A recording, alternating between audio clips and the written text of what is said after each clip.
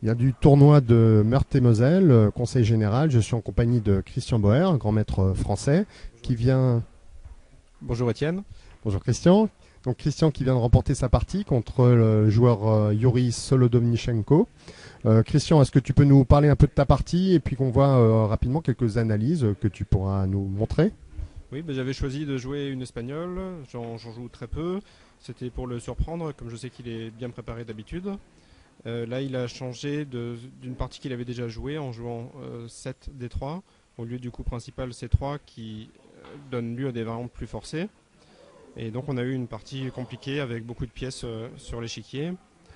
Et bon, à un moment je me suis trompé, donc il a eu un bon avantage. Alors on va juste, je vais te laisser le micro et moi je vais rentrer un peu les coups. Tu me diras quels sont les moments intéressants dans cette partie et que je pourrais un peu mettre en avant avec tes commentaires. Tiens, je te donne le micro. Merci. Donc il y a un premier moment intéressant après 7 D3. Là j'ai joué le coup qui en apparence un peu bizarre, fou D6. L'idée c'est qu'après petit roc et tour 8, que les noirs vont jouer de toute façon, il faut... Voilà, les noirs pourront choisir après tour 8 s'ils veulent placer le fou en C5 ou en F8.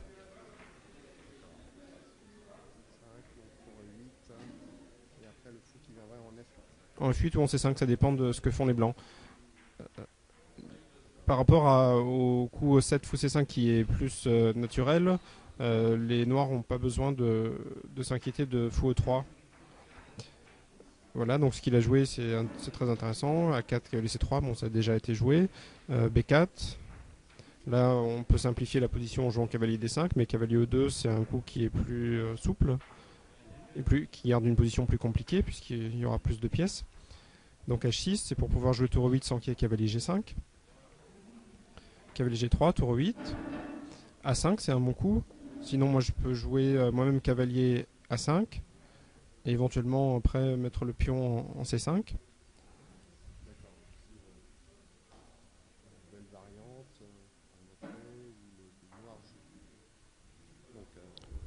Où les noirs jouent cavalier à 5 et tu m'as dit. On l'a fou à 2, normal. Et là, soit fou F8, avec l'idée des fois de sacrifier le pion en jouant B3 puis D5. Soit on peut aussi jouer C5 et éventuellement D5 aussi. Après C5, le cavalier peut revenir en C6 si on veut. Et avoir le pion C libre est avantageux pour les noirs.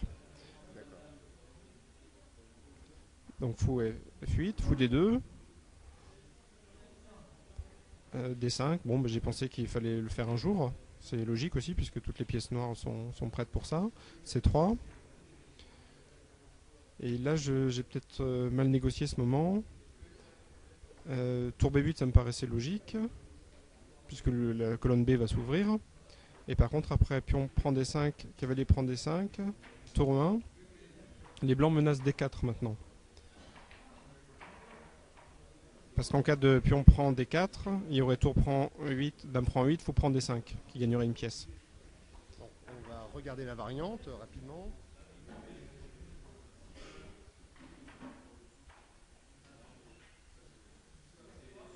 Ok, D4.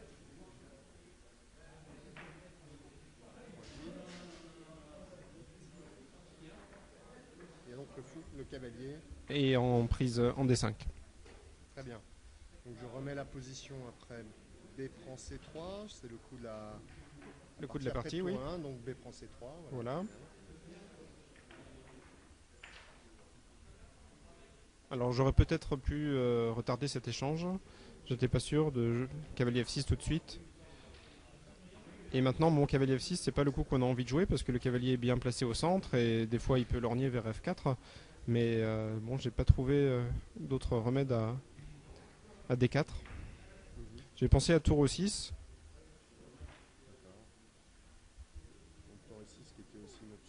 Voilà. Donc la partie, cavalier F6, dame C2, c'est un bon coup puisqu'il défend D3 et par rapport à fou C4, il peut avoir la possibilité dame A2 aussi. D'accord, faire une batterie donc sur la grande diagonale. Voilà, et le fou n'a pas choisi encore s'il va aller en A4 ou en C4. D'accord. Après fou C8, les blancs pouvaient gagner un pion. On peut aller de possibilités. Voilà. Donc fou C8. Là, il aurait pu gagner un pion en jouant fou A4. J'aurais joué fou D7. Fou prend C6. Fou prend C6. Cavalier prend E5.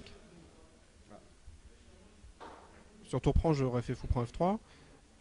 Et là, je joue fou A8 et j'ai une bonne compensation avec un bon contrôle des cases blanches. Je menace des fois dame D5.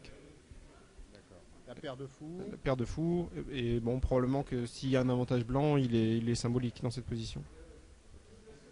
Retour à la partie donc. Retour à la partie, fou C4, donc c'est plus ambitieux et certainement plus fort. Et là, j'ai de nouveau j'ai un peu pataugé, je pense. Alors je veux jouer fou E6, s'il met la dame en A2. Et par contre, si je joue fou E6 tout de suite, il va prendre le pion A6. À ce moment-là, fou E6, fou prend A6, tour A8, il y aurait fou B7. D'accord. Donc je peux pas regagner mon pion. Donc j'ai joué... Sur fou E6, on regarde, c'était un peu ton idée, mais C'était mon idée sur dame A2, mais qui ne marche pas tout de suite. Oui. qui ne marche pas à cause de fou prend A6, tour A8, Et fou B7. fou B7. D'accord.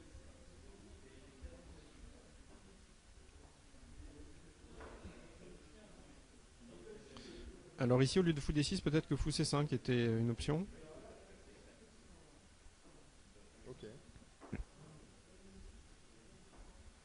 Pour jouer cavalier G4 dans certains cas. D'accord. Avec la pression sur le pion F2. Voilà. Et puis Et sinon, il y avait une autre idée, mais qui me semblait pas suffisante, c'était fou G4 après fou C4 donc. Fou G4, fou prend A6, fou prend F3, G prend F3.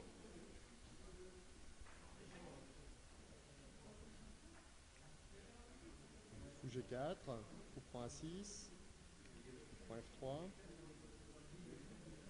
G prend F3. 3. Et là, j'étais pas persuadé d'avoir une compensation suffisante. À moins que dame D5, que je n'ai pas vu dans la partie, soit bon. D'accord. Donc l'attaque du pion F3. Et peut-être aussi du pion A5. C'est moins sûr parce qu'il y aurait C4. D'accord.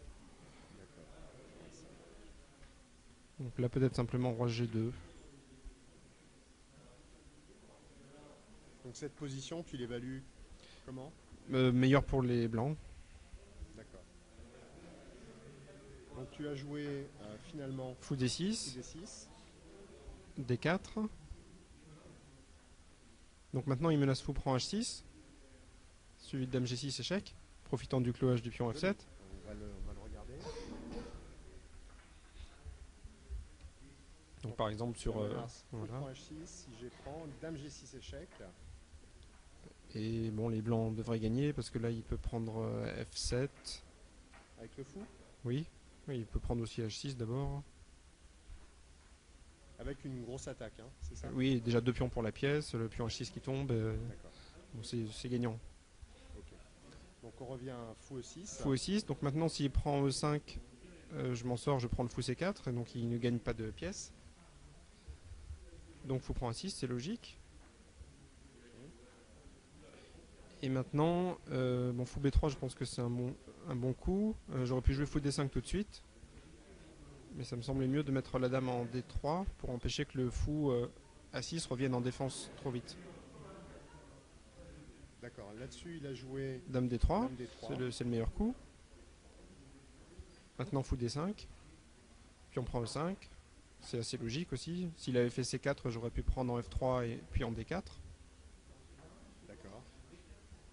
Donc j'ai fait fou prend E5. Peut-être que cavalier prend E5 est possible.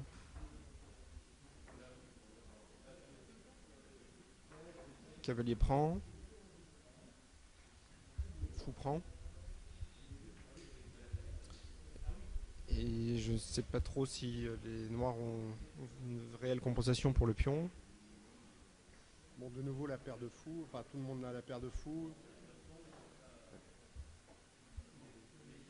Les pièces noires sont plus actives. Ça c'est un fait, mais peut-être cavalier G4, une idée pour jouer dame H4. D'accord.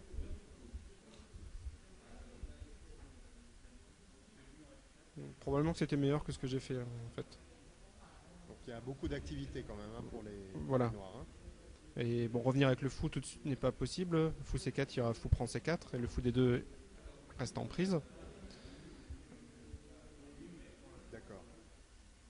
C4 tout de suite, c'est pas un bon coup.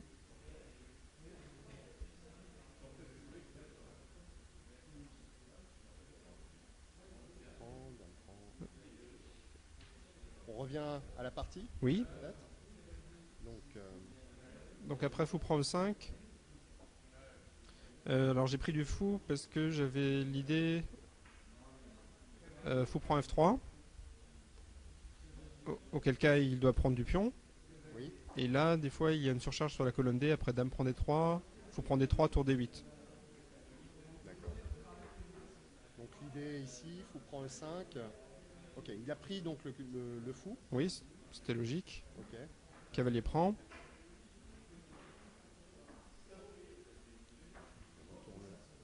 Bon, là, j'avais vraiment très peu de temps. Ce qui explique aussi que je joue des coups actifs. Puis bon, il faut que je justifie la perte du pion. C5. Pour pas perdre de temps. Dame prend C5. Tour B2. Donc au moins toutes les pièces noires sont actives et il y a l'idée fou prend G2 et dame A8 qui traînent. Pas dame A8 tout de suite à cause de fou F1 qui défendrait G2. On peut mettre ça également. Donc l'idée, fou prend G2, roi prend, dame A8, attaque double. Voilà, et ensuite suivant les cas, cavalier F3 ou dame prend A6. Bon, je dois aussi faire attention au cavalier E5 qui est en prise. Très intéressant, donc toujours des idées tactiques que les blancs doivent parer. Et donc fou E3 c'était une grosse gaffe, il fallait jouer fou F4. Et probablement qu'après fou F4, le sacrifice des noirs était incorrect. Alors fou F4 c'était un meilleur coup, donc on revient juste ici. Voilà. Voilà, donc fou F4, j'ai hésité entre cavalier E et cavalier F G4.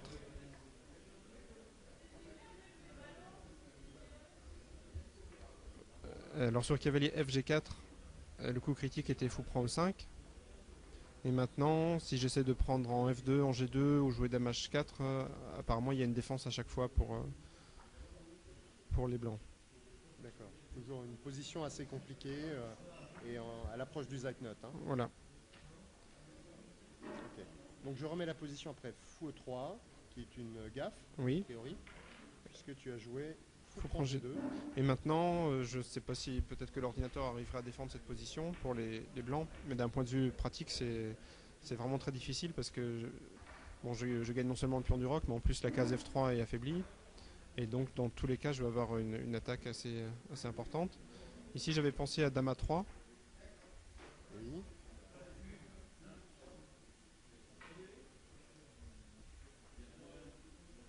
Avec l'idée que si les noirs peuvent si les noirs laissent la tour en B2, les blancs auront la défense fou B7 pour empêcher Amat sur la grande diagonale. D'accord, donc l'idée sur fou H3 par exemple, c'est quelque chose comme ça. Voilà, donc fou H3, dame prend B2, et maintenant dame D5. Dame D5. Et fou B7. Et apparemment, il n'y a pas de dégâts immédiats. Sur cavalier C6, il y a F3. Et la dame va défendre le mat. Okay. Et donc sur dame A3, j'avais prévu de jouer fou B7. Sur dame prend B2, cavalier F3 échec. Et après je prends le fou. Sur roi G2, je prends E1 échec d'abord. Sur roi H1, je prends le fou. Et j'attaque la tour E1, j'ai dame A8 qui vient. Et c'est de nouveau mon cavalier G4, dame H4, c'est de nouveau cauchemardesque. D'accord. Donc les cases blanches, les cases blanches très faibles aux alentours du roi. Voilà. Par contre sur fou B7, probablement qu'il doit échanger les fous. Fou prend B7. Tour prend B7. Et là, je ne sais pas s'il y a une défense. Je me laisse cavalier F3. Ouais, ça semble très dur pour les blancs aussi, cette position. Oui, peut-être tour D1, auquel cas je peux jouer cavalier F3 échec et dame A8.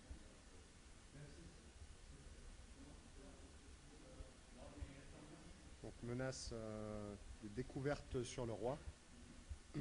Menace cavalier H4, puis tour Sur B3. roi 3, on peut montrer ça tout de même, puisque là ici, je suppose que tour B3 avec l'idée donc... Ou peut-être tour B2, ou même tour B2 c'est plus fort. C'est mat. Là je montre quand même que ça gagne la dame, mais il a peut-être un meilleur coup effectivement. Parce que tour B3 il y a roi E2, mais tour B2 ça prend la case E2. Il faut jouer roi F4. Et là on peut peut-être même s'amuser. Non, tour E4. Non, dame E4 ça marche pas, c'est un peu trop. Ou G5, roi F5, dame F3.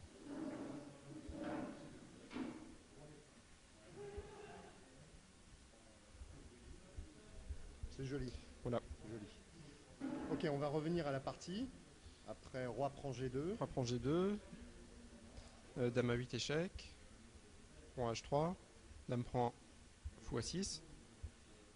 Et là, bon, les noirs n'ont qu'un pion de moins. Bon, le pion A5 est certes passé et pourrait être dangereux plus tard, mais le roi blanc est trop faible pour survivre. Donc fou D4. Tour B5. Donc maintenant, dame C7 perdait à cause de cavalier D5. Puis cavalier F4 échec.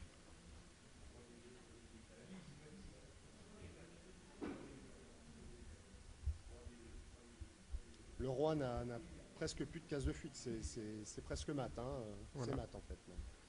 Okay.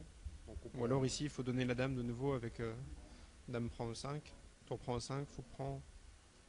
On peut regarder une variante où les blancs sont mat, comme ça terminera cette variante. Par exemple, est-ce qu'on a une case pour la dame? Dame A7, okay. Cavalier F4, roi H4 et G5. Ok, retour à tour prend E5. Voilà, donc là je pouvais prendre la dame, mais j'ai jugé que c'était plus compliqué à gagner qu'après tour prend E5. Après tour prend C5, il aurait fait tour prend C5. Là par contre, il peut pas donner la dame avec dame prend E5, tour prend, fou prend, parce qu'il y a dame E6 qui empêche le fou.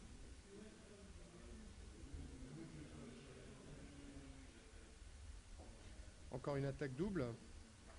Voilà, et le pion A ne va pas assez vite. Roi G2, dame prend E5, A6, dame prend C3. On va continuer, roi G2, A6. Et la tour n'a probablement pas de bonne case. Il faut faire attention à dame C6 échec.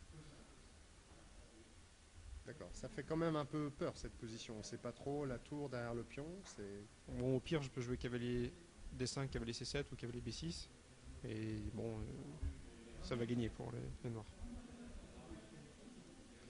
Donc tour prend E5, dame C7, tour E8. Donc maintenant, les noirs veulent jouer cavalier D5 et cavalier F4 s'ils peuvent.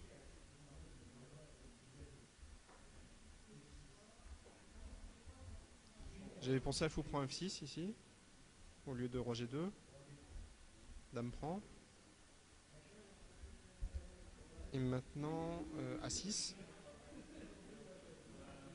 Dame F3. Pour jouer tour H5 mat.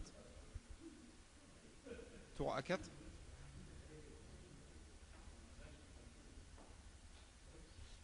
Et je pensais que ça devait gagner pour les noirs.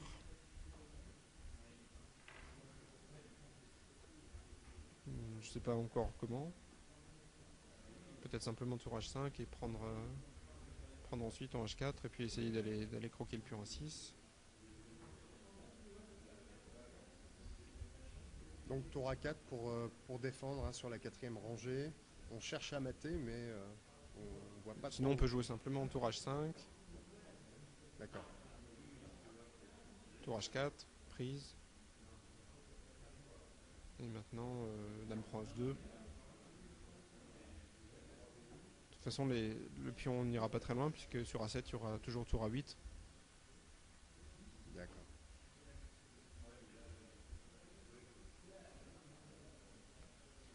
Ok, on Donc- revient à la position. Voilà, donc roi G2, dame A8, roi G1, cavalier D5. Maintenant sur dame D6, il y a le coup tour E6. Et la dame ne peut plus contrôler la case F4. Il faut l'expatrier en A3 et après cavalier F4 c'est mat. D'accord.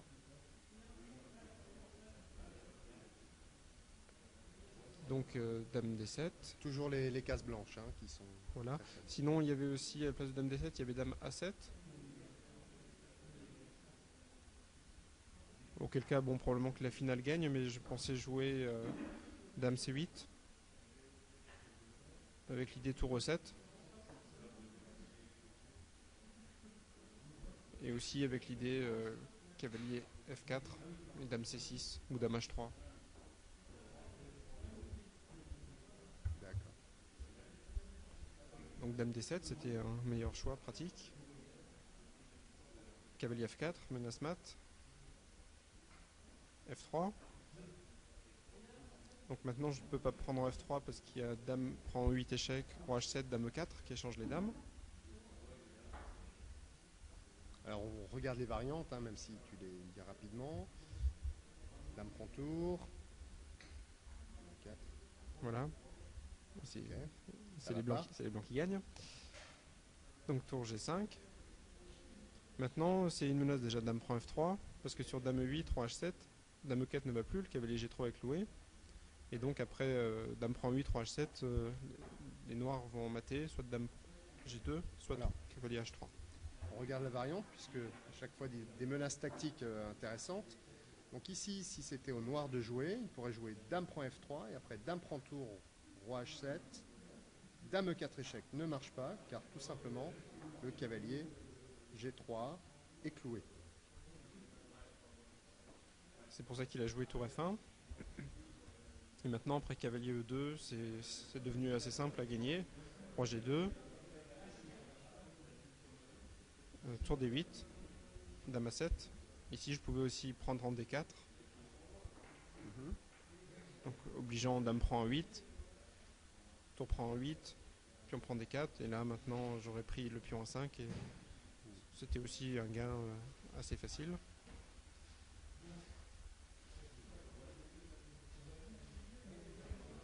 Donc il y a eu l'échange des dames tout de suite. Voilà, et en fait, les noirs restent avec une qualité de plus. Et bon, le pion C3 va être indéfendable à la longue. Donc on regarde la suite jusqu'au moment où à la fin il y a encore une idée de maths intéressante. Voilà. Donc bon, je sais pas quelle était la meilleure défense. Roi H3, c'est sûr que ça accélère la défaite, mais bon, de toute façon, la finale est gagnante pour les noirs. Tour H5, roi G4, tour prend A5.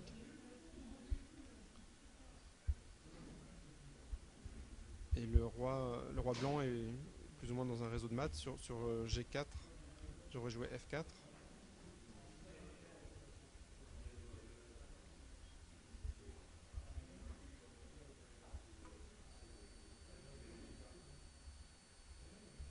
Et maintenant sur G5,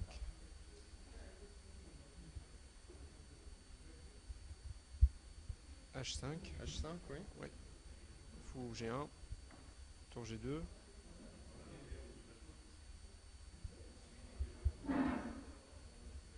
Et maintenant sur roi H4, il y a tour H2. Oui, les pièces blanches sont très mal placées. On peut regarder ce mat qui est joli. Voilà. Mat. On va reprendre la variante principale. On va C2. Roi H7. Bon, les noirs n'étaient pas, enfin, je n'étais pas pressé de prendre le pion C3.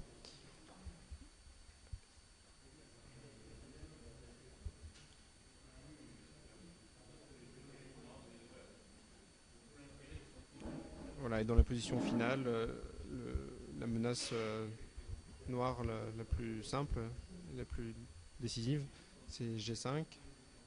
Après F prend, H prend. Maintenant, il faut jouer tour quelque part. G4. Roi H4. Tour prend G1. Tour prend G1. Roi G6. tour G2. Sur tour prend G2, c'est patte. Alors c'est très joli là parce que effectivement tour G2, on peut pas prendre cette tour, mais tour A8 ou tour A7 et tour H8 mat imparable. Voilà, donc bon, c'était une partie quand même relativement jolie, même si elle était imparfaite. Et bon, j'ai eu un peu de chance. Il en faut. Il en faut, mais c'est quand même une très, très jolie partie qui aurait pu se terminer de cette façon. Donc merci Christian pour cette belle analyse et bonne chance pour la suite.